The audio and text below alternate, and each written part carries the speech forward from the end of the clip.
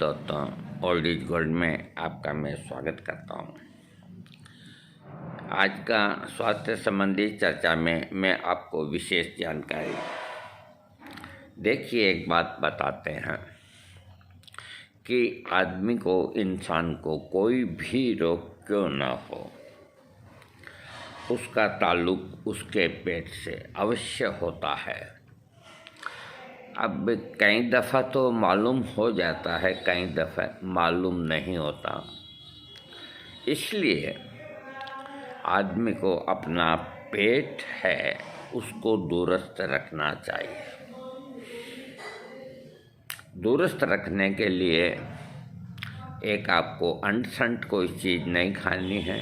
आपको साग रोटी खूब खाइए। आप जितने आपकी भूख है, 3 रोटी की, 4 की, 5 की, 6 की खाइए। ऊपर असली घी हो तो लगाइए, नहीं तो सूखे खाइए।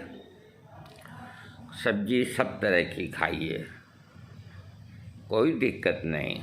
लेकिन एक चीज़ का ध्यान रखें, आपको कब्ज नहीं होनी चाहिए, पेट में आफरा नहीं आना चाहिए और डकार नहीं आनी चाहिए।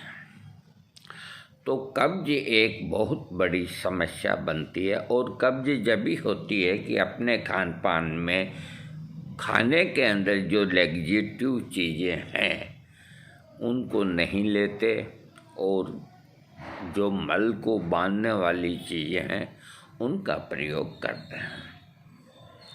जैसे चावल, आलू,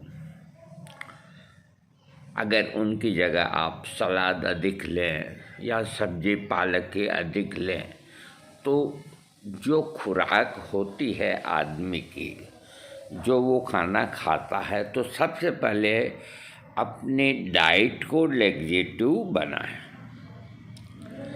तो वो बनाने से आपको सुबह एक दस्त साफ लगेगा। 2 लग जाएं कोई दिक्कत नहीं, पेट क्लियर होना चाहिए, तकलीफ़ नहीं होनी चाहिए। और अगर ये खान पान से, और आप अगर परिश्रम भी करते हैं और वॉकिंग भी करते हैं या योगा भी करते हैं और फिर भी कब्ज़ रहती है, तो हर कोई न कोई लेग्जिटिव का सहारा लेते हैं। 10 में से मैं आपको सत्य कहता हूँ कि 50% यानी कि आधे, 10 में से 5 रोगी कब्ज के होते हैं, कॉन्स्टिपेशन के होते हैं। और उनकी बातचीत में वो इसी बात का जिक्र करते हैं कि बहुत कब्जी रहती है, क्या लें। और इसका फ़ायदा उठाया बड़ी बड़ी फार्मेसियों ने, और उन्होंने अपने कई लेग्जिटिव मार्केट के अंदर उतार दिया। पेट सफ़ा यानी कि खाने के बाद पेट भी साफ और आपकी आंतें भी साफ। नित्यम यानी कि आप रोज़ खाइए। इस तरह के अच्छे अच्छे नामकरण करके और अपने ननिहालों को आगे मैदान में भेजा है कि जाओ लड़ो, और उनका सहारा लेकर के रोगी उनका आदी हो जाता है। बिना लेग्जिटिव के उसको दस्त नहीं आती। तो अब सवाल ये है कि होम्योपैथिक में भी ऐसा कोई लेग्जिटिव नहीं, तो उन्होंने भी एक येलो टेबलेट बोल करके कोई फार्मेसी उतर आई, वो गैर कानूनी है। होम्योपैथिक के नाम पे दवाई बिकती है येलो टेबलेट, और उसके कंटेंट्स में सनाई लिखा हुआ है, यानी कि क्रूड आयुर्वेदिक सनाई, जो एक आयुर्वेदिक में अच्छा लेग्जिटिव होता है, दस्त साफ लाने वाला। और हर दस्त साफ लाने वाले कंटेंट्स में सनाई मुख्य होती है। तो इस तरह के जितने लेग्जिटिव काम में आप लेंगे, धीरे धीरे क्या होता है कि आपकी आंतों के अंदर जो मल, एक मेजरमेंट होता है कि आंतों के अंदर इतना तो मल रहना ही चाहिए। अगला निकल जाए पिछला इकट्ठा हो जाए, अगला निकल जाए पिछला इकट्ठा हो जाए। उससे एक तो आपको घबराहट नहीं होगी, एक आपको पेट में कोई तकलीफ़ नहीं होगी। लेग्जिटिव क्या करता है कि आंतों के अंदर जो चिपका हुआ भी मल है उस तक को भी बाहर निकाल देती है। तो पेशेंट को मल अधिक आता है और उसका पेट एकदम क्लियर होते ही वो समझता है कि अपना पेट बिल्कुल साफ हो गया, वो खुश हो जाता है। धीरे धीरे जो बीच में गैप रहता है तो वो फिर गैस्ट्रिक दांत पैदा करता है, गैस बनना, अफारा आना, और आपकी आंतों की जो क्रिया है जो उनको खुद को करनी चाहिए तो वो अपने साथी की तलाश में रहती है कि ये कब लेग्जिटिव डाले और हम इसके साथ साथ अपनी क्रिया करें। तो आपकी जो आंतें हैं उनकी अंदर जो हुक होते हैं जो मल का आगे पीछे निस्सारण करते हैं वो निष्क्रिय पड़ते जाते हैं और धीरे धीरे स्थिति ये होती है कि बिना कोई दस्तावर दिए या लिए रोगी को दस्त नहीं आता। अब इसके अंदर जो लोग ये कहेंगे कि हम कोई न कोई बीमारी से ग्रसित हैं, अथवा हमारी उम्र अधिक है, अथवा हमारे रूमेटिक पेन है, अथवा हम पैदल नहीं चल सकते, हम योगा नहीं कर सकते, हमें भूख लगती है, हम खा तो लेते हैं लेकिन हमें दस्त साफ नहीं होता, तो हम क्या करें। तो उन लोगों को अगर उनसे कुछ भी नहीं होता है, 2 कदम भी वो ही नहीं चल पाते, कोई बात नहीं, वो अपने बिस्तर पे अपनी कुर्सी पे बैठ करके नित्य दिन में 3 बार 10-10 मिनट अपने पैरों को उल्टे सुलटे जैसे भी फ्री स्टाइल हिलाएं। बैठे बैठे अपने कंधे को ऊंचा किया, हाथ को नीचा किया, ऊंचा किया, नीचा किया। बैठे बैठे ही अपने गर्दन को और बैठे बैठे ही लंबा सांस लें, रोकें और नाक से छोड़ने की कोशिश करें, मुंह से नहीं। आपको अंगुली लगाने की ज़रूरत नहीं, तो इतना तो वो ये करें। और उनके लिए मैं जो लेग्जिटिव बताता हूँ सिर्फ 3 लेग्जिटिव मैं बताता हूँ। अगर वो उनका इस्तेमाल कर लें तो वो हानि नहीं करेंगे, नहीं के बराबर हानि नहीं करेंगे। पहला लेग्जिटिव है इसबगोल की भूसी। रात को 3 चम्मच एक एक करके मुंह में डालें और गर्मा गर्म गाय का दूध ऊपर पिएं। सुबह 1 दस्त साफ लगेगा। अगर 2 चम्मच में लगता है 2, 3 में लगता है तो 3। इससे क्या होता है, मल के अंदर चिकनाहट पैदा हो करके और मलद्वार में बिना जोर पड़े मल आपका सरलता से निकल जाता है, आपकी आंतों के ऊपर लोड नहीं पड़ता। और इसका जो शरीर के अंदर जो असर होता है इसबगोल की भूसी का, वो न तो खराब होता है न अच्छा होता है। ये एक न्यूट्रल गियर है। गाड़ी कोई सी भी गियर में गाड़ी चले, आप न्यूट्रल में डाल देंगे तो गाड़ी समान है। अब बहुत से कहेंगे कि हमें दूध माफिक नहीं आता, अथवा दूध की व्यवस्था नहीं, या ऐसी जगह है जहाँ दूध नहीं। तो उनके लिए आयुर्वेद के अंदर अमलतास की चटनी मार्केट में अब आने लगी है। अमलतास की चटनी सबसे अच्छी है। रात को सोते वक्त 2 या 3 चम्मच खा के ऊपर दूध हो तो पिए, नहीं तो गुनगुना पानी। अमलतास की चटनी का आंतों के ऊपर कोई बुरा प्रभाव नहीं। दो चीज़, और जो बिल्कुल चलते हैं करते हैं, जिनको कोई न तो बूढ़े हैं न जवान है, जो बीच में लटके हुए हैं 20 साल से लेकर 40-50 साल, उनके लिए लेग्जिट्यू सबसे अच्छा है त्रिफला। त्रिफला के लिए अलग अलग विरोधाभास होता है।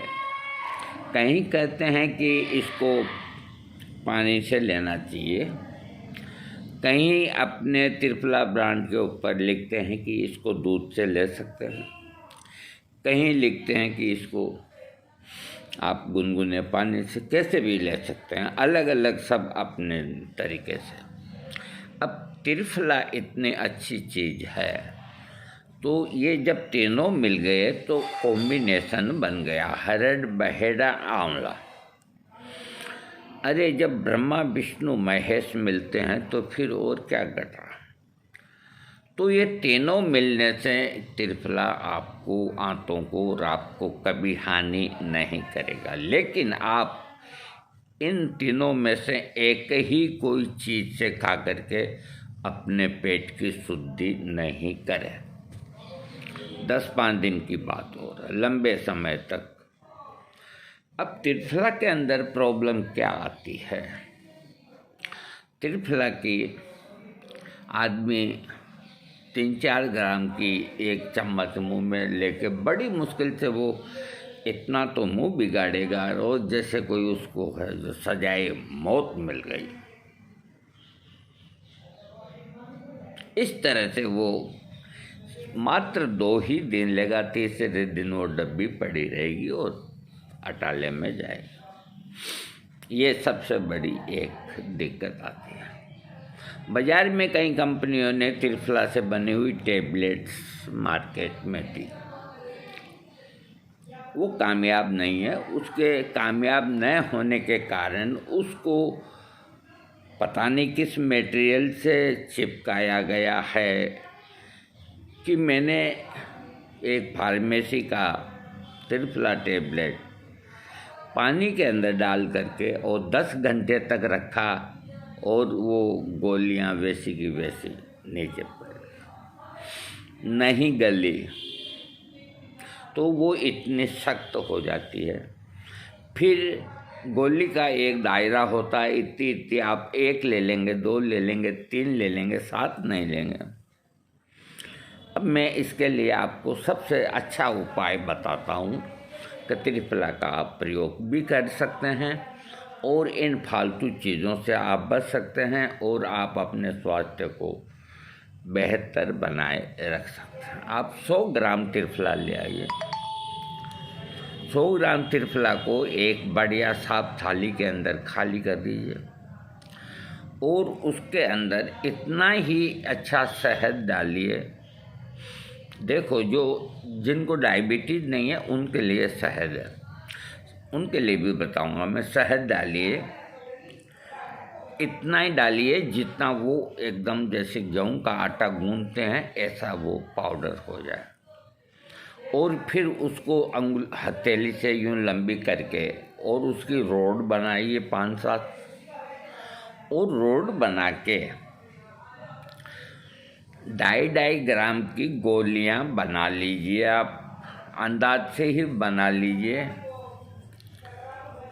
और गोलियां बनाने के बाद उनको सुखा लीजिए।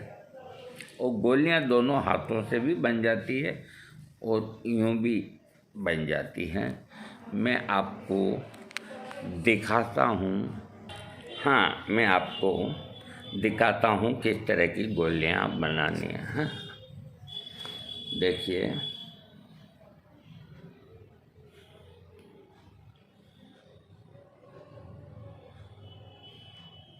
मेरे ख्याल से आपको दिख गई होगी।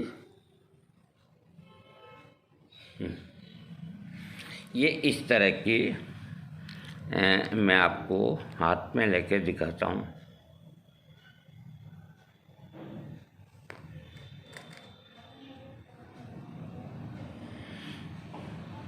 ये शहद में बनी हुई है वो डायबिटिक पेशेंट भी ले सकता है, क्योंकि इतना सहज नहीं होता, फिर भी उनको और बताऊंगा मैं।